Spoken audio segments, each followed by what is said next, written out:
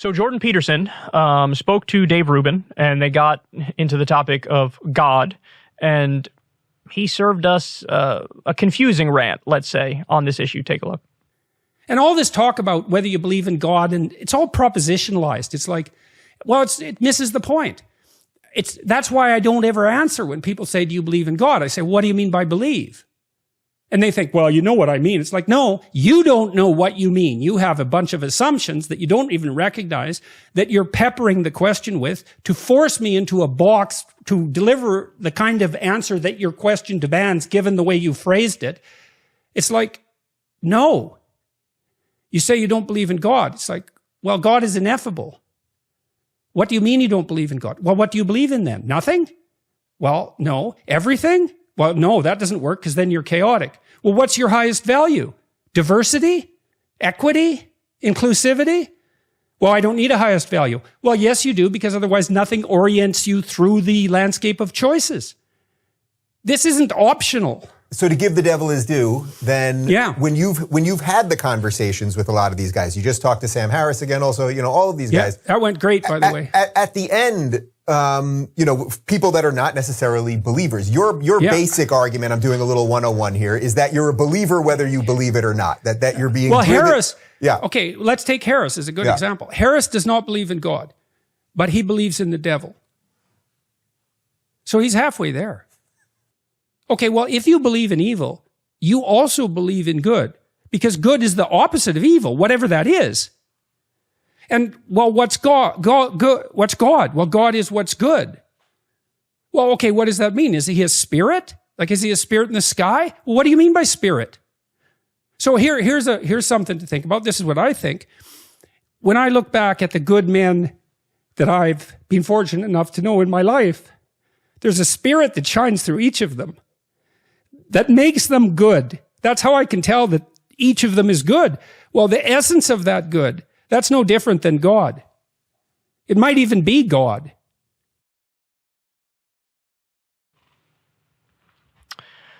Okay, so let's go through this. I don't know why he does the thing where he does, he's not giving a direct answer. Now, he would say, well, there isn't a direct answer to give, but I would contend there absolutely is. So he says, when he's asked, do you believe in God? He says, I don't know what you mean. Okay, yes, you do. So let's break it down a little further. Let's take him at his word. Oh, he doesn't know what it means. Okay, so let's explain it. So there's a bunch of different kinds of God you can believe in. You can believe in, Yahweh, the God of the Bible, right? You can be a Christian and believe Jesus is the Son of God, but he's the Holy Trinity, so they're actually one, so that's God. You can believe in a theistic version of God or gods, right? You can believe in a deistic version of a God, which just means that there's sort of a disinterested God who creates everything and then they're out, they're gone. That's a deistic version of God. You can believe in a New Age version of God, which is this sort of hippie notion of universalism and everything is God. There's God in everything and the mystical nature of the universe and how we're all here. That's all God. We're literally made of stardust. So you could say well, all the things that make us us, why is there something rather than nothing? Well, that's God. That's not even a deistic version of God. That's a universalist, New Age, mystical version of God. You could take the position of, I don't know, which is just agnosticism, or you could take the position of atheism, which is just, there's no evidence for it, so I don't believe in a God of any of the kinds I just described. So those are the different rough categories as to what defines a God. And what I would want to ask him is just to follow up with what he said at the beginning there and say, which one of those areas do you fall into? Which one of those areas do you fall into? Now, you could try to cop out and say, I'm not going to answer that question, but then you're dodging. You're dodging, because you do fall into one of those areas. You do fall into one of those categories.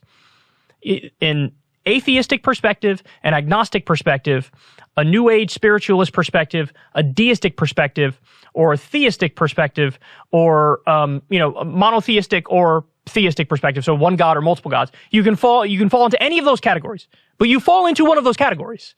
And it strikes me that nobody's ever really drilled down more and said, okay, let's figure this out. Where do you fall on that spectrum?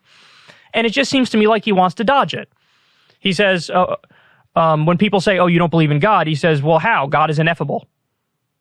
I don't know what that means. What does that mean, God is ineffable? If you haven't defined what God is, then how do we have a further conversation on this? And then he brings up this idea that like you need to have a high value. Like, what do you value the most? And he's trying to link this into the conversation about God. And, you know, my response to that would be, I value, I want everybody to do well in life, to succeed, to be happy, to have their needs met. I just want the world to be a better place. I want to make the world a better place. And that is informed by this notion of the golden rule. Now, understand, the golden rule predates religion. It does. And that's not something you need any mysticism attached to it in order for it to be rational or reasonable or have common sense.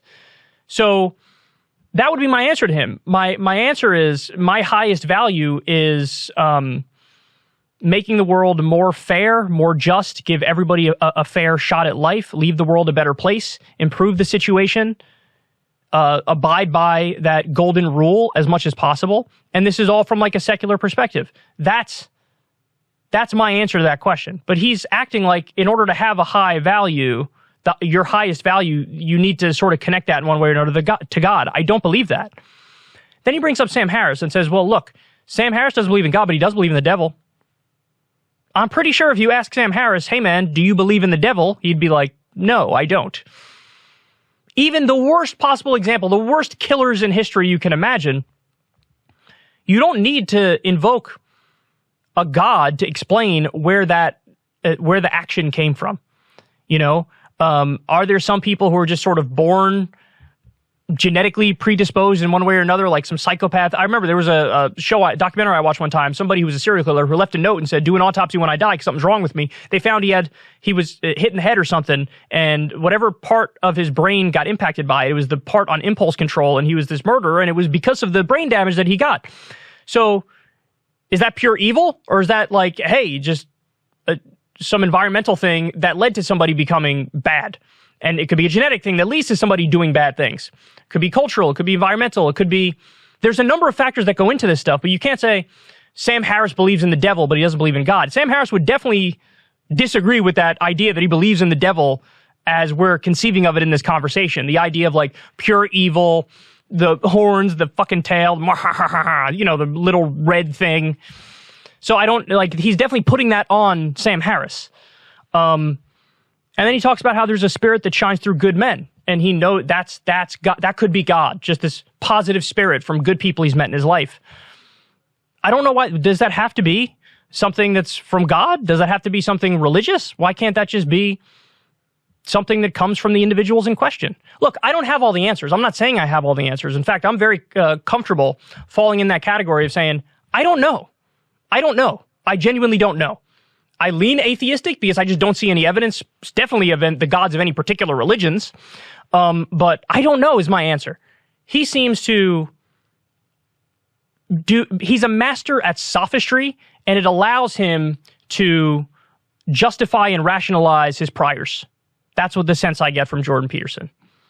That he's just an amazing speaker, and he kind of talks in this convoluted, all over the place way, and it allows him to almost poke holes in other people's beliefs to the point where he just begs the question, and he's like, my view is almost the default view. You see what I'm saying? So, I don't know why he's crying. Why are you crying, dude? We're just having a conversation about God and whether or not you believe in God, or whether or not you believe in various religions, and you know, he really thinks that the spirit that shines through good men is evidence of a God? Again, we really can't get anywhere in this commentary or this conversation until Jordan Peterson answers that first question that I laid out. When somebody asks him, do you believe in God? You know, his response is, I don't know what you mean. Okay, well then let's further explain that, define our terms, and then answer the question. And until I can get that answer from him, we're going to run into a brick wall with this conversation and this commentary every single time. So again, what I would say to him is, somebody asks him, do you believe in God? And he says, I don't know what that means. I would respond with, well, here's what that means. You can believe in a theistic God. You can believe in, you know, so a God of a particular religion, or gods of a particular religion. You can believe in a deistic God. You can believe in like a New Age spiritualist type God, which really is just hippie-ish people describing anything as God and anything vaguely mystical as God. or you can say you're agnostic, or you can say you're atheist. That's sort of like the spectrum of belief when it comes to this question. So where do you fall on that spectrum? And then once he answers that question, we can have a more substantive conversation moving forward to try to get at the core of what he really believes, what he thinks is true, and what I believe and what I think is true. But we're always going to get to an impasse, because if we can't even get that question answered, well, we're never going to define our terms. We're never going to have a bedrock conversation here. So who knows? Maybe one of these days I will be able to talk to him about this stuff, but I will say it is a little surprising to me that watching that clip that there's so many people who find that convincing. Don't get me wrong. I'm not one of these lefties who think you could just smugly dismisses everything this guy does, because I think when it comes to psychology and when it comes to almost like a self-help guru type role, like a disciplinarian father type role, I think there are a lot of young men in America who need that, and I think this guy provides that. And so in some ways, him telling kids like, hey, get your act together and clean your room up, I think that has a positive effect. So I think that's real, but I also think his politics are generally not good. He's right-leaning, and I've disagreed with a lot of the stuff he said. I mean, he questions climate change, for the love of God. And then when it gets to questions like this, I just think he's doing sophistry, and I don't find anything he says here remotely convincing. And again, I'm surprised that anybody really does.